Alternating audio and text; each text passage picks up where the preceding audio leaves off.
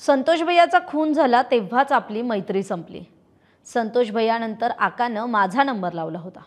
तुझी 25 कोटींची ऑफर सुद्धा मी धुडकावली होती। आता हे सगळे आरोप गंगाधर काळकुटेंनी धनंजय मुंडेंवर केलेत।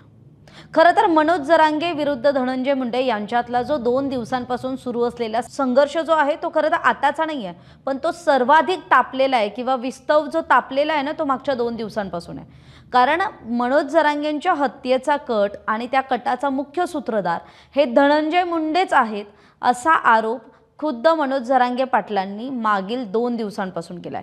आणि काल तर त्यांनी अगदी धनंजय मुंडेंचं नाव घेऊन त्यांची ऑडिओ क्लिप ऐकून त्यांचा जो धनंजय मुंडेंविषयीचा रोख होता, राग होता, रोष होता तो बोलून दाखवलाय।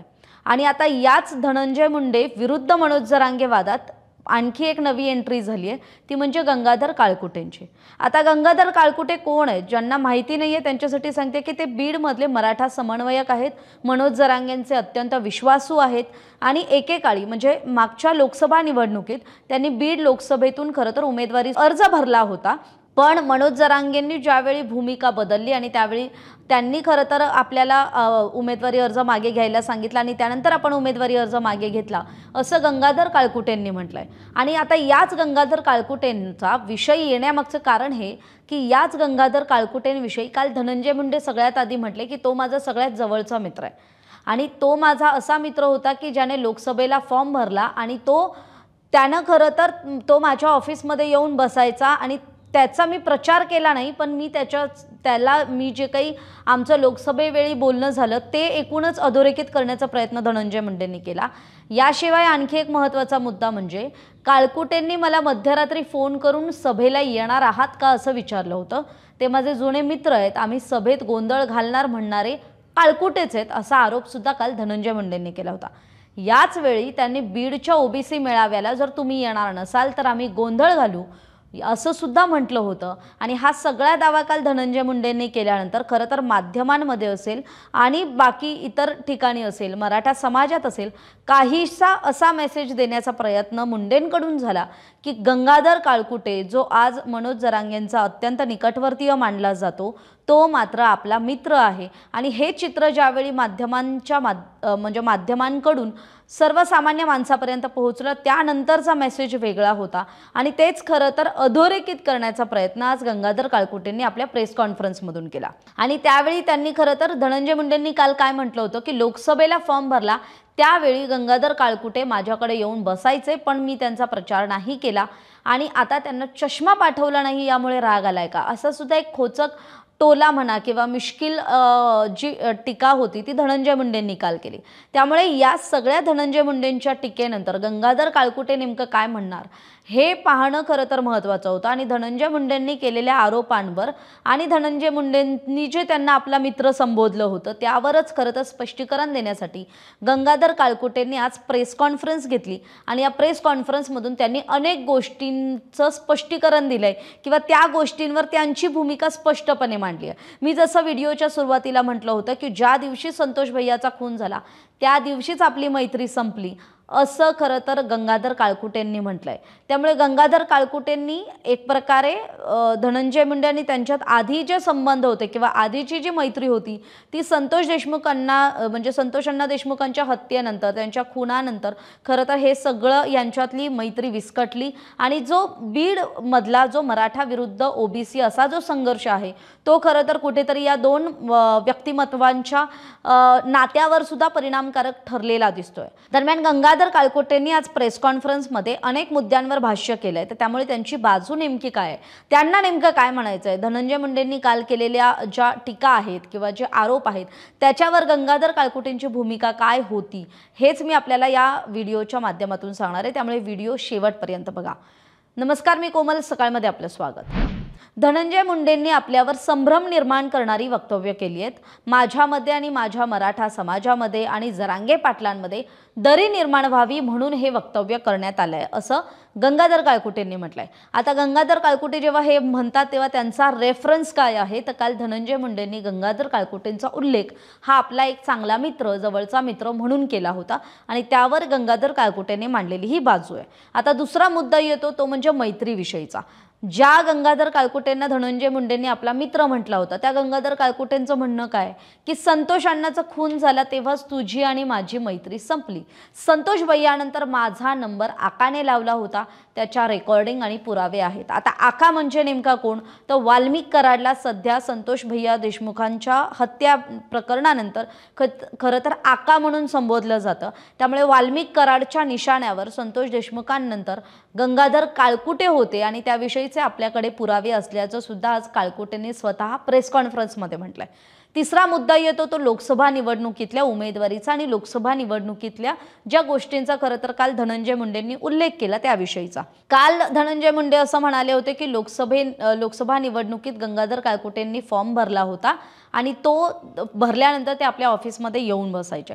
आता याविषयी गंगाधर काळकुटे काय म्हणतात की लोकसभा निवडणुकीत मी फॉर्म भरला पण मनोजदादांनी सांगितलं म्हणून माघार घेतली आणि याच वेळी आपण मला विधान परिषदेचं आमिष दाखवलं, त्याला मी लाथ मारली.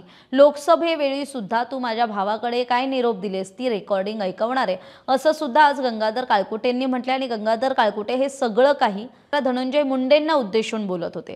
तर आता 25 कोटींची ऑफर मी तुझी नाकारली असं सुद्धा काळकुटेंनी म्हटलंय. म्हणजे त्यांचा रेफरन्स किंवा कॉन्टेक्स्ट असा आहे की लोकसभा निवडणुकीला ज्यावेळी गंगाधर काळकुटेंनी उमेदवारी अर्ज भरला त्यावेळी उमेदवारी अर्ज माघारी घेऊ नको यासाठी खरं तर धनंजय मुंडेंनी त्यांना 25 कोटींची ऑफर दिली होती असा गंगाधर काळकुटेंचा दावा आहे. आणि त्याच खरं तर 25 कोटींना आपण लाथ मारली असं काळकुटेंना म्हणायचं आहे. तुझा माणूस इथे काय काय घेऊन आला आणि नंतर आम्ही त्याला कसं पाठवलं, तुझा राग आहे म्हणूनच मला डुकरासारखं ओढून नेतो म्हणालास की काय असं सुद्धा गंगाधर काळकुटेंनी म्हटलं. याशिवाय मराठा ओबीसी टोकाला जात आहे म्हणून आम्ही माघार घेतली आणि ओबीसी सभेत सुतळी बॉम्ब टाकून मला अडकवायचं तू ठरवलंस. मी 40-50 कोटींची कामं आणली, टक्केवारी सुद्धा दिली, पण तुझ्या हक्काने ती कामं अडवली. म्हणजे इथे टक्केवारीची भाषा करताना गंगाधर काळकुटेंनी त्यांची जी काही कामं होती ती खरं तर धनंजय मुंडेंच्याकडे आणली होती आणि त्यासाठी त्यांनी आका म्हणजे वाल्मिक कराडला काही टक्केवारी सुद्धा दिली होती. पण ती टक्केवारी दिल्यानंतरही कामं अडवल्याचा खरं तर आरोप हा गंगाधर काळकुटेंचा आहे. तरी आपल्याला मैत्रीपेक्षा गरजवंत मराठा महत्त्वाचा वाटतो. त्यामुळे संतोष देशमुख प्रकरण, महादेव मुंडे प्रकरण या प्रकरणांमध्ये ज्यावेळेस आम्ही लक्ष घातलं त्यावेळी तुझ्या लोकांनी आम्हाला धमक्या दिला. त्यामुळे तू मित्र म्हणण्याच्या पुढे गेलायस. मला मित्र म्हणून संभ्रम निर्माण करू नकोस. माझी आणि तुझी एकदाच भेट झाली आहे, त्यावेळी काय काय पुढे केलंस ते मी नंतर सांगेन. तुझं सभेनंतर बरेच फोन केलेस, माझ्याकडे अनेक रेकॉर्डिंग आहेत, त्या तू काढल्या तर मी सुद्धा काढेन असं सुद्धा गंगाधर काळकुटेंनी धनंजय मुंडेंना उद्देशून म्हटलंय. त्यामुळे धनंजय मुंडे विरुद्ध जरांगे वादात आता धनंजय मुंडे विरुद्ध गंगाधर काळकुटे असा सुद्धा हा संघर्ष आपल्याला पुढच्या काही काळात पाहायला मिळू शकतो. आता मनोज दादा आणि माझ्या खुनाचा प्रयत्न केलास म्हणजे कालपासून जे आपण बातम्यांमध्ये बघतोय जरांगेंच्या हत्येचा कट, तर जरांगेंसोबत गंगाधर काळकुटेंच्या हत्येचा सुद्धा कट आखण्यात आल्याची माहिती आहे. आणि त्याविषयीच खरं तर गंगाधर काळकुटेंनी स्वतः पोलीस अधीक्षकांना सुद्धा निवेदन दिलं होतं. आणि याच विषयी बोलताना ते म्हणतात की 2-3 वेळा प्रयत्न केले, माझ्याकडे गुंड पाठवले तुझ्या लोकांनी, मी बजरंग सोनावणेंना मतदान केलं, तो व्हिडिओ दाखवला. म्हणजे खासदार बजरंग बाप्पा सोनावणे जे राष्ट्रवादी काँग्रेस शरदचंद्र पवार पक्षाचे खासदार आहेत, बीडमधून त्यांनी लोकसभेला पंकजा मुंडेंचा पराभव केला होता. आणि त्यावेळी त्या लोकसभा निवडणुकीत खरं तर जे गंगाधर काळकुटे आहेत जे स्वतः उमेदवार म्हणून रिंगणात उतरणार होते, पण मनोज जरांगेंनी सांगितल्यानंतर त्यांनी उमेदवारी अर्ज मागे घेतला, पण त्यांनी मतदान बजरंग बाप्पा सोनावणेंना केलं असा तो एक दावा केला जातोय. मला कोणी विकत घेऊ शकत नाही, जुन्या मित्राला विसर. आता माझ्या मुलांची शपथ घेतो की मी कुठल्याच नेत्याकडे 8 तास बसलो नाहीये. नार्को टेस्ट करा, मनोज दादांमध्ये आणि समाजात वितुष्ट आणण्यासाठी तू हे सगळं बोलतोय असं सुद्धा गंगाधर काळकुटेंनी म्हटलंय. आता याला पुन्हा एकदा रेफरन्स आणि कॉन्टेक्स्ट हा लोकसभा निवडणुकीचा आहे. कारण लोकसभा निवडणुकीला मी जसं आधी म्हटलं तसं गंगाधर काळकुटेंनी मराठा समाजाकडून किंवा मनोज जरांगेंच्या टीममधून जी काही लोक थोडीफार लोकसभेच्या रिंगणात उतरणार होती त्यात गंगाधर काळकुटेंचं नाव होतं आणि गंगाधर काळकुटेंनी त्यानुसार उमेदवारी अर्ज सुद्धा दाखल केला होता. पण नंतर ज्यावेळी सगळं राजकीय गणित फिसकटलं त्यानंतर जरांगेंनीच सांगितलं, त्यामुळे आपण उमेदवारी अर्ज मागे घेतला आणि मग हा जो सगळा घटनाक्रम आहे तो खरं तर आपल्याला पाहायला मिळतोय. बीड जिल्ह्यात मराठ्यांनी कधीच जातीवाद केला नाही.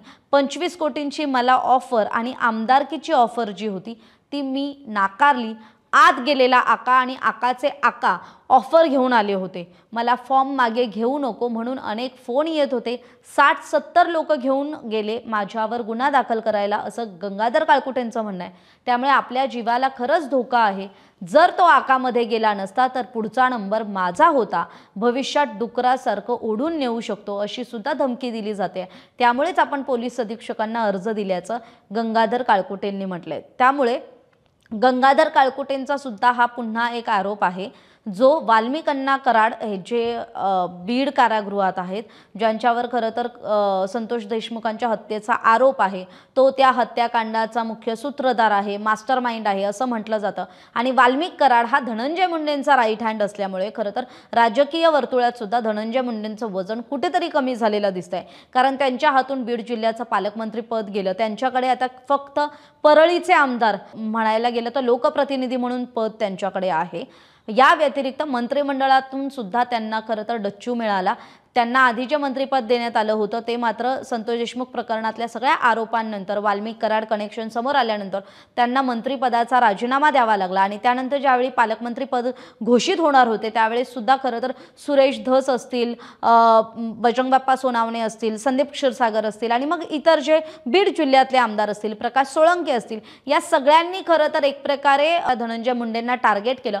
आणि धनंजय मुंडेंच्या जे पदरात येणार होतं किंवा धनंजय मुंडेंकडे जाऊ घातलेलं पालकमंत्रीपद खरं तर त्यांनी ते रोखलं. आणि मग अजित पवारांनी बीड जिल्ह्याचं पालकत्व स्वीकारलं. पण याच बीड जिल्ह्यात मागील काही काळापासून अनेक घडामोडी घडतात आणि त्यातच मागील 3 दिवसांपासून जो नवा एक अंक राज्यासमोर आलाय तो म्हणजे जरांगेंच्या हत्येचा कट रचण्यासंदर्भातला. त्याविषयीच्या खरं तर 2 आरोपींमधल्या संभाषणाची ऑडिओ क्लिप असेल, धनंजय मुंडे आणि जो आरोपी आहे त्याच्यातली संभाषणाची क्लिप असेल, म्हणजे ऑडिओ क्लिप असेल, कॉल रेकॉर्डिंग असेल, ती खरं तर काल खुद्द मनोज जरांगे पाटलांनी पत्रकार परिषदेत ऐकून दाखवली होती. आणि त्याला उत्तर देताना धनंजय मुंडेंचं असं म्हणणं होतं की आर्टिफिशियल इंटेलिजन्सने काहीही करता येतं.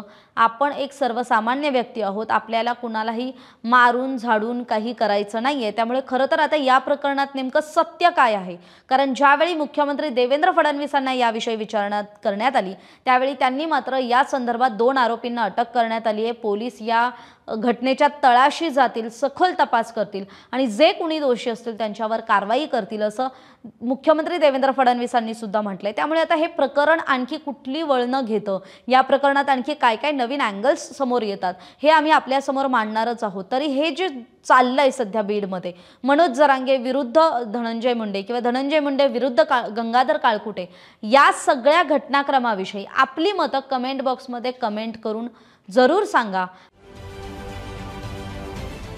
महाराष्ट्रातील सर्व बातम्यांचे विश्वासार्ह व्यासपीठ, सकाळच्या सर्व सोशल मीडिया प्लॅटफॉर्मला लाईक, फॉलो आणि सबस्क्राईब करा. तसंच सर्व नोटिफिकेशनसाठी बेल आयकॉन प्रेस करायला विसरू नका.